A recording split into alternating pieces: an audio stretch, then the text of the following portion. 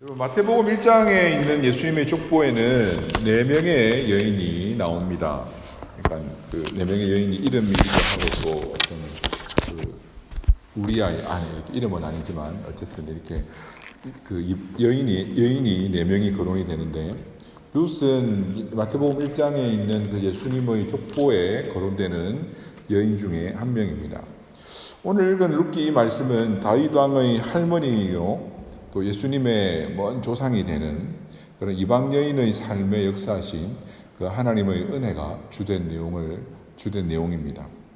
룻은 기근을 피해 베들레헴에서 모압으로 이주한 그 이주 가정의 며느리로 시집을 갔습니다.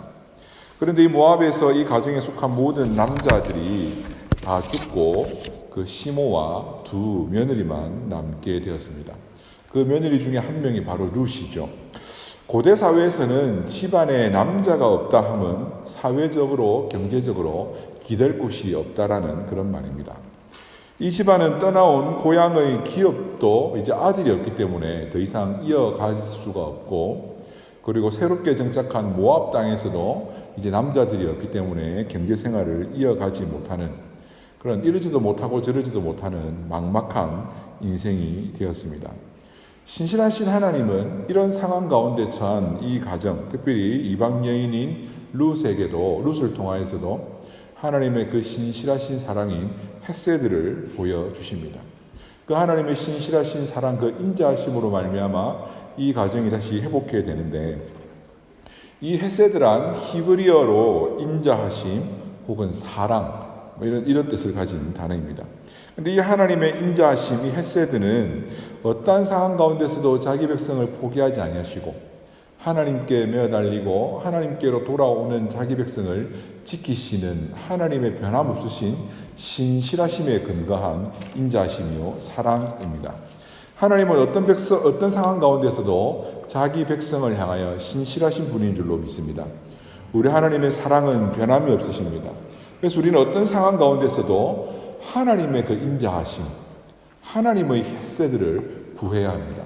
바로 그것을 오늘 말씀을 통해 함께 배울 텐데, 오늘 우리는 이 룻기를 살펴보면서 본문 한 절 한 절을 이렇게 풀어볼 수도 있겠고 여러 방법으로 볼 수도 있겠지만, 오늘 저는 이 나오미와 룻이라고 하는 이 두 여인의 삶을 비교하는 방법으로 오늘 하나님의 말씀을 생각해 보려고 합니다. 이 룻과 나오미는 조금 전에도 간략하게 말씀을 드린 것처럼 고부간인데 둘 다 고향을 떠난 사람입니다. 먼저는 나오미가 베들레헴 고향을 떠나 모압에서 정착을 하였고, 그때 이 가정의 며느리가 된 룻은 나오미가 다시 베들레헴으로 돌아갈 때 자기 고향을 따라갔던 그런 경험이 있습니다.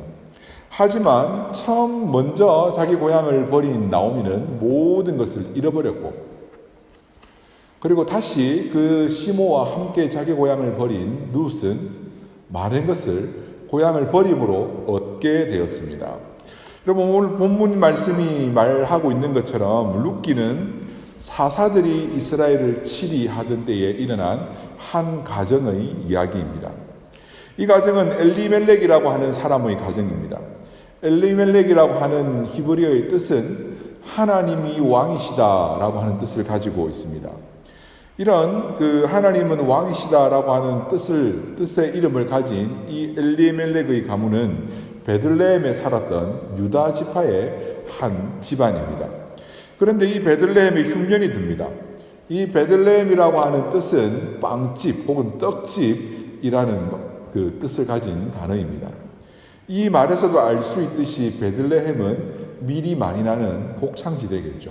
그러니까 밀도 없는데 빵도 못 구워 먹는데 그 지명 이름이 떡집이거나 빵집이 되진 않았지 않겠습니까?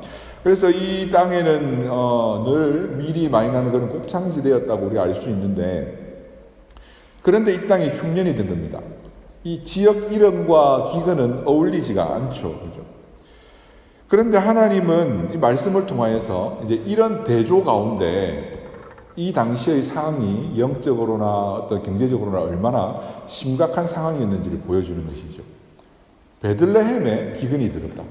이건 심각한 상황인 겁니다.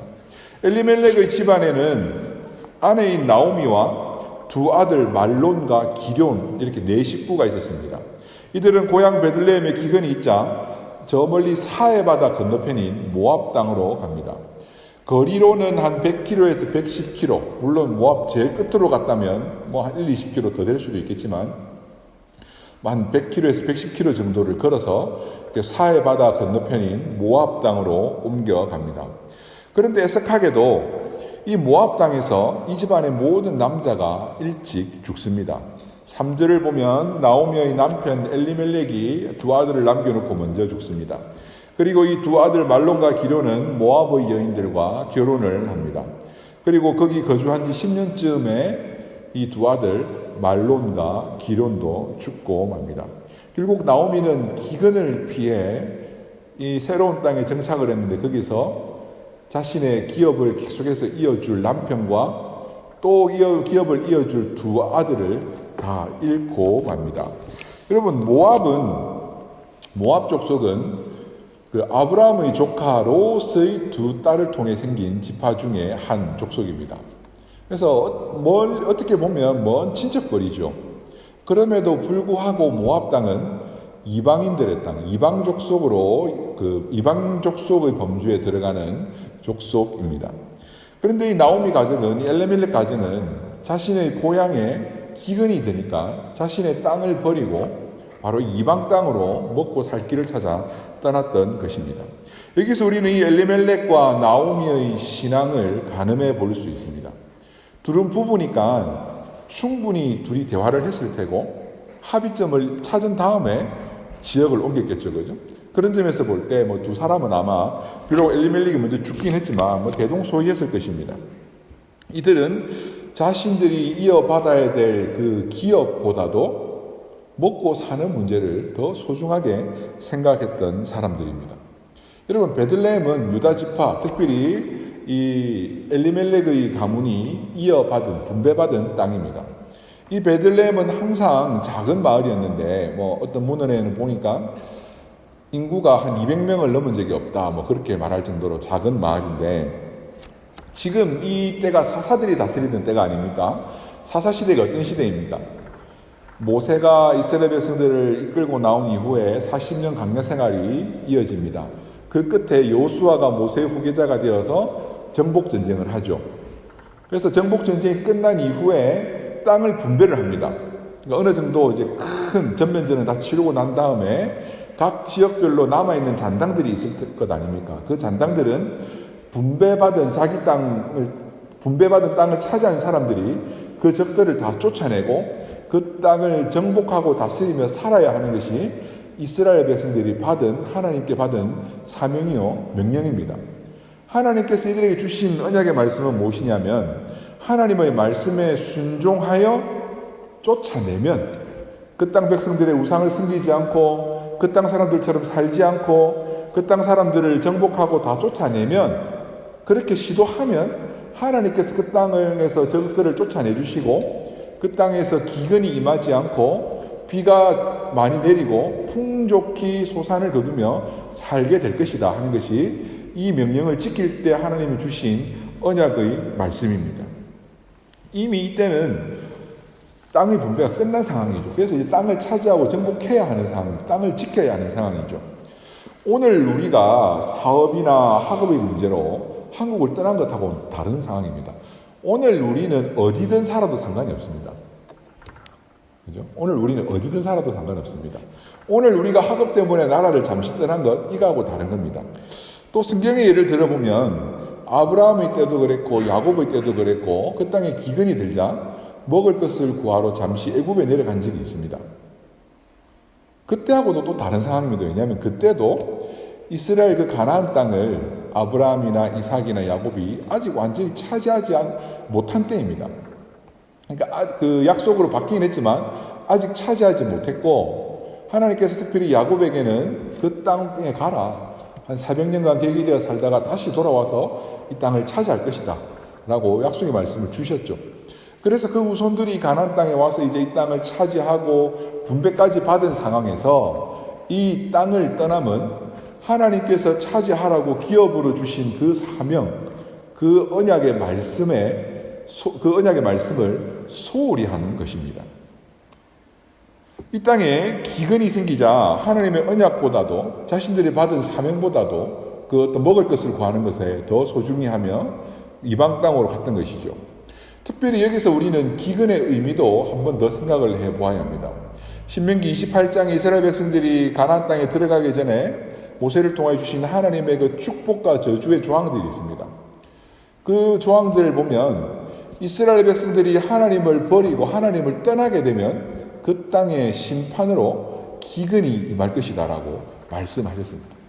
그리고 다시 하나님께로 돌아오면 하나님께서 다시 비를 내려주신다라고 그 축복과 저주의 조항 가운데 이런 기근에 대한 말씀이 이미 있는 것이죠. 이것을 좀 더 잘 이해하기 위해서 여러분 무엇을 한번 떠올려 보면 되냐 하면 선지자 엘리야가 아합 왕 때에 이런 예언을 하지 않습니까? 앞으로 내 말이 없으면 이 땅에 비도 이슬도 내리지 않을 것이다. 우로가 내리지 않을 것이다. 그게 왜 그런 겁니까? 그냥 아무나 말하면 그렇게 되는 겁니까? 아합 왕이 이세벨과 결혼하면서 우상을 데리고 오지 않았습니까? 그죠? 바알과 아세라 선지자들을 데리고 왔습니다. 그래서 그 바알과 아세라 종교가 성행했습니다. 그랬기 때문에 우상을 섬기고 있기 때문에 하나님의 진노로 기근이 임하는 것은 말씀에 기록된 것이죠. 그래서 하나님께 뜻을 돌이켜 회개하지 않으면 비가 내리지 않는다라고 엘리야는 하나님의 어떤 계시 가운데 담대하게 그 말씀을 선언할 수 있었던 것입니다. 이것을 떠올려 보면 이 기근의 의미가 어떤 것인지 좀 더 분명히 느낄 수 있을 겁니다. 여러분 당시에는 이방인들도 비는 자신들이 숭배하고 있는 그 신들과 관계된 것으로 여겼습니다. 비는 신들이 내려주는 것이라 생각을 했어요. 그래서 비가 내리지 않으면 신에게 좀 더 정성을 쏟는다든지 아니면 다신돈이 일반적인 상황이었기 때문에 신을 바꾸었습니다. 이 신으로 안 되니까 저 신으로 바꾸어 보고 하여튼 그런 시대이기 때문에 이 기근의 때에 엘리멜렉과 나오미가 자신들이 이어받아야 될 이 영적 기업을 포기한 것, 이것은 큰 어떤 잘못이고 더 나아가서 하나님을 버리고 모압 신에게로 나아갔다는 것, 이것은 이방인들의 개념과 똑같은 삶의 방식을 취했다는 것입니다. 이방인들이 비가 안 오면 다른 신들을 찾기도 했던 것이거든요.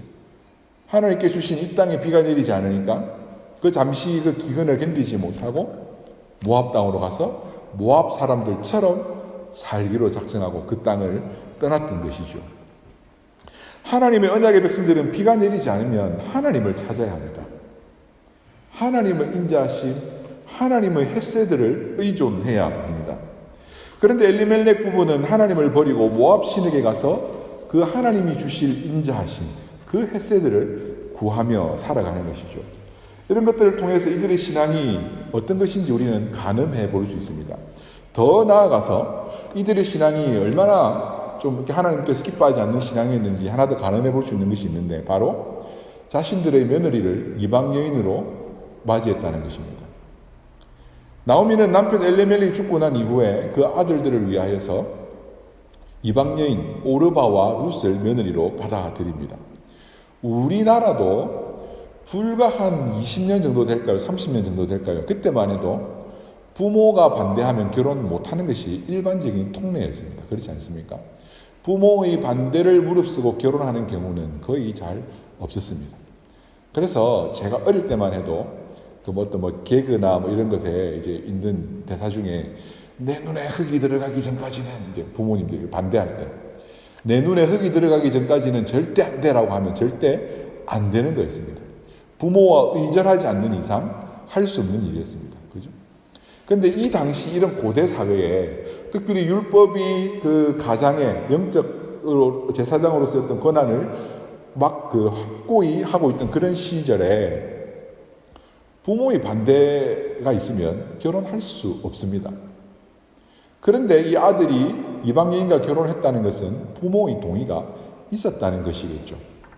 혹은 정말로 이 집안 사정을 좀 이들의 형편을 좀 잘 헤아려서 이해를 해준다 치더라도 부모가 반대했지만 자녀가 너무 원해서 했다고 할 수도 있습니다. 그죠?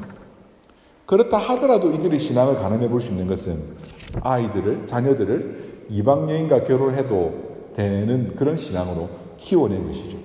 이 당시의 율법은 이방인과의 결혼을 철저히 금하고 있습니다. 왜냐하면 이방인과의 결혼은 이방인의 삶의 방식, 특별히 이방의 그 우상을 받아들이는 것으로 간주하기 때문입니다.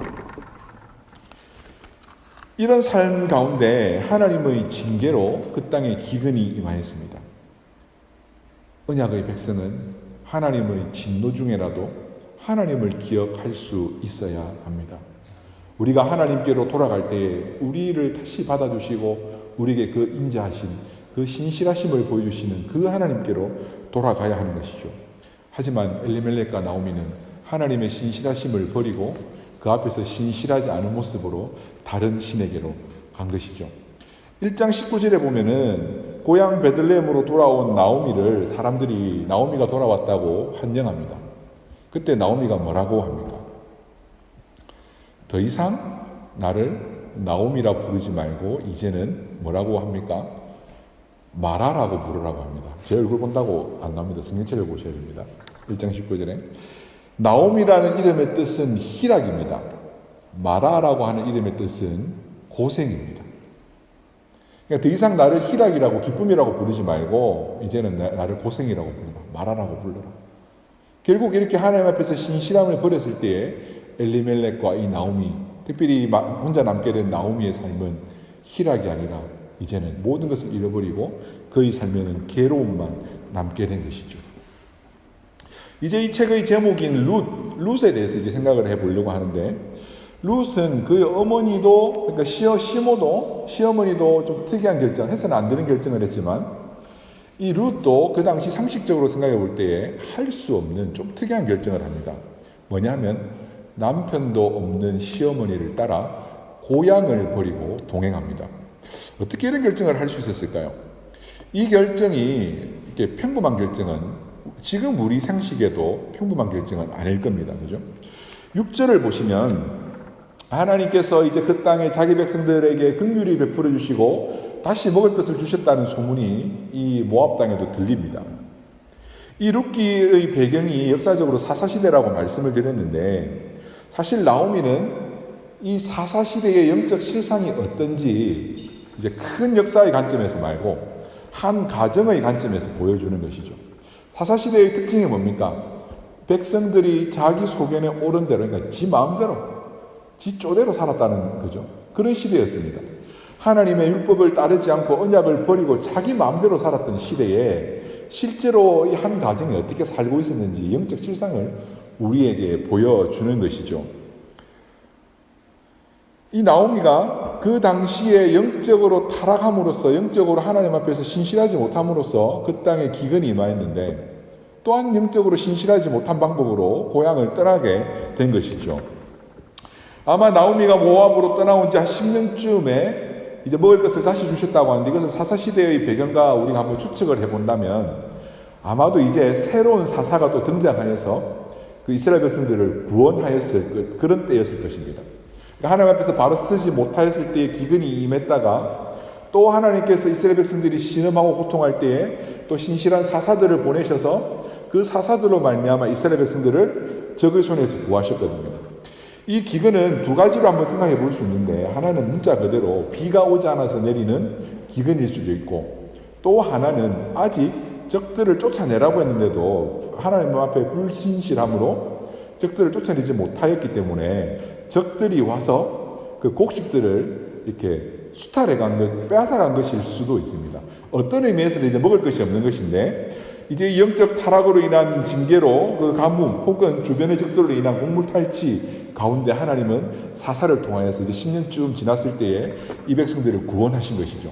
그렇게 다시 고향에 먹을 것이 생기기 시작하였습니다. 이 소식을 들은 나오미는 이제 돌아가기로 작정을 합니다. 그런데 여러분, 나오미는 며느리들에게 감히 같이 가자고 말을 못합니다. 원래 구약의 율법에는 수혼제도라는 것이 있죠. 그 한 남자가 아내를 남겨두고, 그러니까 후사가 없이 죽으면 그 동생이나 혹은 그 친족 중에 가장 촌수가 가까운 사람이 그 남은 여인을 책임을 져야 됩니다. 책임을 지는 방법은 이렇습니다. 그에게 아들을 낳아줘야 됩니다. 아들이 없으면 기업을 받을 수, 땅을 이어받지 못하거든요. 땅이 집안으로 들어가 버리게 됩니다.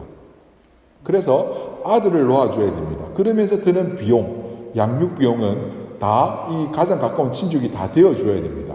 다 되어주면서도 땅은 내 것이라 할 수 없고 그 죽은 형제의 가문으로 돌려줘야 하는 것이죠.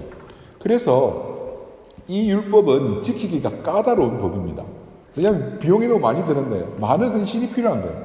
하지만 우리의 가문이 끊어지지 않도록, 내 형제의 가문이 끊어지지 않도록, 그래서 그들이 하나님께 이어받은 그 기업 가문을 이어갈 수 있도록 가까운 친족들이 책임을 다해주는 그런 율법이라 할 수 있죠. 그래서 나오미는 이 율법대로라면 이 두 며느리를 데리고 가야, 두 며느리를 통해서 아들이 나와야 자신의 가문을 계속해서 이어갈 수 있습니다. 그런데 나오미에게는 아무런 희망이 없습니다. 두 아들이 다 죽었고 남편도 죽어 이 며느리들을 위한 또 다른 아들을 놓아줄 수가 없습니다. 그리고 나오미의 말처럼 놓을 수 있다 하더라도 나이 차이가 너무 많아서 그것을 바라보고 살기에는 이 두 며느리들의 남은 인생이 너무 긴 것입니다. 이 젊은 며느리들이 아무런 희망도 없는 자기를 따라와서 홀로 고생할 것을 생각하니 그가 생각해도 딱했던 것입니다. 그래서 나오미는 이 두 며느리들을 자기 어머니의 집으로 돌아가라고 합니다. 사실 이런 제도 때문에라도 나오미는 이들을 데려와야 했지만 쉽지 않은 결정이었죠. 이런 율법을 지키기가 쉽지 않았죠. 상황적으로 볼 때도. 그래서 여러분 7절에 보면은 나오미가 처음에는 같이 동행을 하다가 8절을 보면은 도저히 그럴 수 없어서 그냥 돌아가라고 간곡히 부탁을 합니다. 아무리 생각해도 젊은 며느리들이 남편도 없는데 그 시모를 복양하며 남은 생을 살아가는 것이 너무 가혹했겠죠. 14절에 보시면 이런 시모의 부탁에 따라 오르바라고 하는 며느리는 돌아갑니다. 당연한 결정입니다. 상식적인 결정입니다. 굳이 젊은 나이에 남편도 없는 시어머니를 모시고 살 이유가 없습니다. 그런데 룻은 다른 결정을 합니다. 그 시모를 모시기로 합니다. 14절에 보면 룻은 그 시모 나오미를 붙쫓았다. 우리 말로 그렇게 나오는데요. 이 붙쫓았다라는 이 말은 달라붙었다라는 말입니다. 직역하면. 달라붙었다. 집착에 가까울 정도로 달라붙었다. 그러니까 시모를 절대로 놓지 않았다. 입장이 바뀌었죠. 그죠? 16절 말씀은 참으로 비장한 말입니다. 이게 룻이 남긴 말인데 어머니의 백성이 나의 백성이 되고 어머니의 하나님이 내 하나님이 될 것입니다. 이제 죽음 외에는 내가 어머니를 떠날 일이 결단코 없을 것입니다. 라고 하며 강하게 그 시어머니 나오미에게 그러니까 매달립니다. 참 비장한 말이죠. 우리는 룻이 다신론이 일반적이던 그 모압 땅에서 자란 사람이기 때문에 꼭 이 말을 했다고 해서 유일신 신앙을 가졌다라고 단정 지을 수는 없습니다. 특별히 그들의 부모의 신앙을 볼 때에 이런 신앙을 잘 전수받았다라고 생각하기는 더더욱 힘듭니다.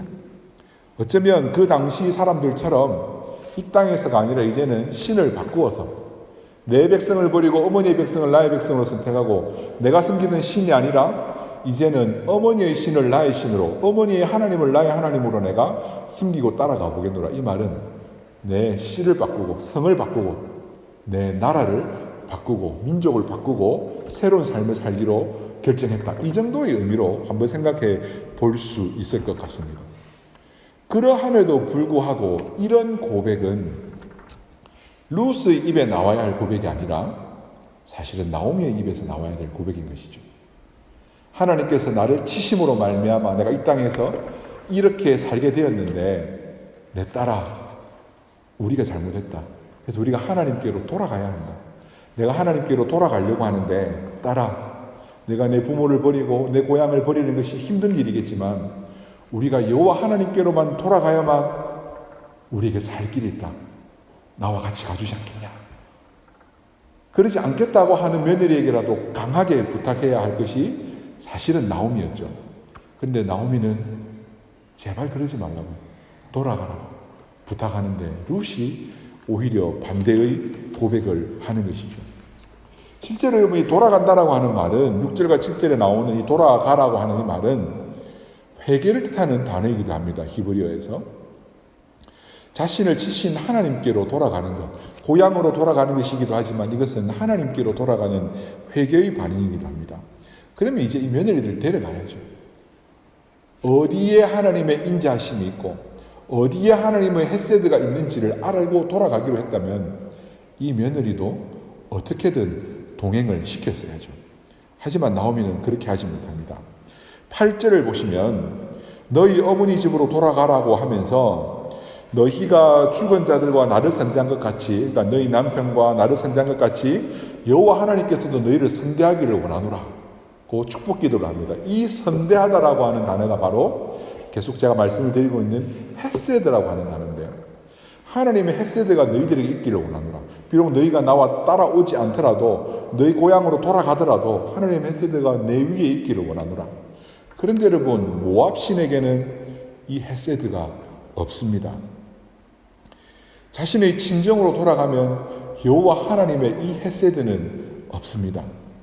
오직 하나님이 주신 이 약속의 땅에서만, 이 언약 안에서만 하나님의 신실하신 그 사랑, 그 헤세드가 있습니다.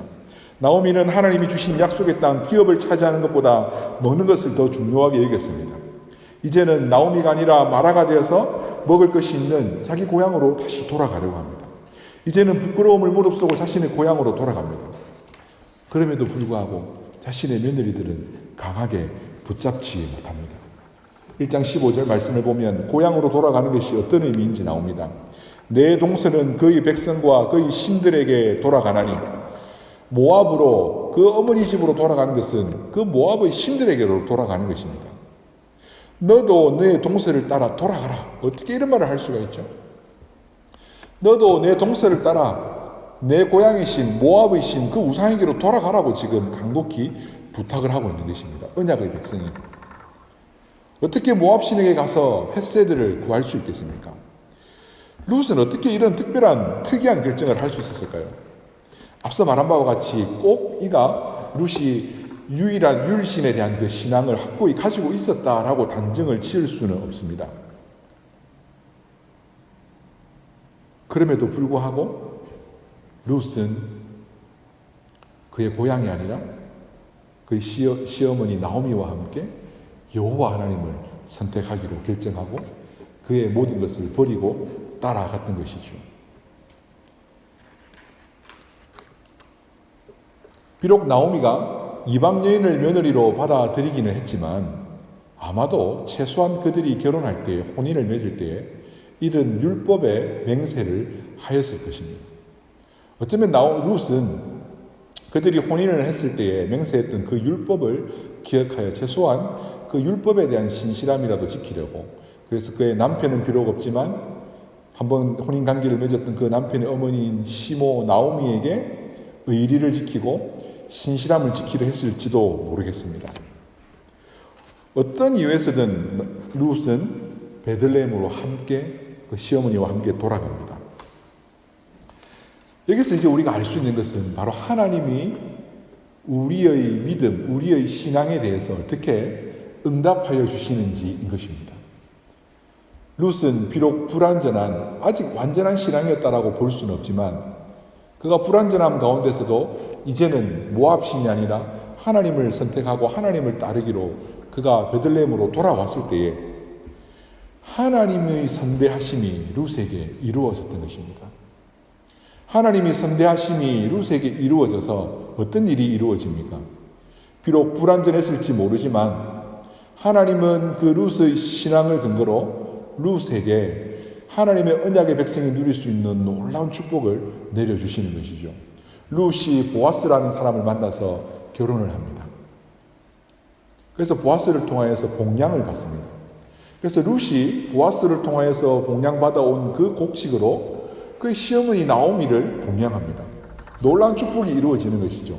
더 나아가서 이 룻은 다윗 왕의 할머니가 됩니다. 이로 인하여서 이의 개인의 삶이 이스라엘의 구원을 향한 삶으로 나아가는 것이죠. 더 나아가서 이 룻은 예수님의 아주 먼 조상이 되는 것입니다. 이를 통하여서 자신의 개인의 삶뿐만 아니라 하나님의 그 구속 사역 가운데 동참하게 되는 놀라운 축복을 받아 누리게 되는 것이죠. 사랑하는 성도 여러분, 우리의 믿음은 불완전합니다. 우리의 믿음은 흔들리기도 합니다. 그럼에도 불구하고 하나님은 우리의 믿음이 그럴 만한 어떤 자격이 있어서가 아니라 하나님을 의지하고 하나님께로 돌아가고 그 하나님의 헷세들을 의지하는 자들을 불쌍히 여기셔서 하나님은 여전히 신실하심으로 우리에게 은혜 내려주십니다. 그래서 하나님은 우리에게 요구하시는 것이 있는데 그것이 바로 하나님 앞에서의 언약적 신실함인 것입니다. 말씀을 정리하겠습니다. 이 두 여인의 신앙을 비교하면서 여러분 무엇이 느껴지고 무엇을 깨닫게 됩니까? 기근 중에도 하나님은 신실하신 분인 줄로 믿습니다. 기근이 오면 우리는 하나님 앞에 신실하기가 쉽지 않습니다. 배가 고프면 먹고 사는 문제가 힘들어지면 하나님 앞에서 언약적 신실함을 지키기가 힘듭니다. 하지만 오늘 이 말씀을 통하여서 그 언약적 신실함을 버렸던 나오미의 삶이 어떻게 되었는지, 그리고 하나님이 그 언약적 신실함 가운데 헌신하고 들어온 룻에게 어떤 복을 주셨는지, 룻을 통해서 하나님이 어떻게 하나님의 역사를 이루어 가셨는지를 우리는 똑똑히 알 수 있습니다. 오늘 이 말씀을 통해서 오늘 우리도 우리의 삶에 당면한 많은 삶의 문제들이 있겠지만 이 문제들보다 더 크신 하나님, 어떠한 상황 가운데서도 신실하신 하나님을 잊지 말고 그 하나님의 헷세들을 바라보며 그 하나님 앞에서 언약의 백성으로서 신실한 그런 삶을 살아갈 수 있기를 바랍니다. 어떠한 상황에서도 모자람 없는 그 하나님의 은혜가 우리 성도님들의 삶 가운데 날마다 이루어져서 우리의 삶이 풍족해지고 우리의 삶을 통하여서 단지 우리만 잘 먹고 잘 사는 것이 아니라 하나님이 이루고자 하시는 놀라운 하나님의 그 역사가 이루어져가는 놀라운 복된 가정, 복된 삶이 되시길 축원합니다.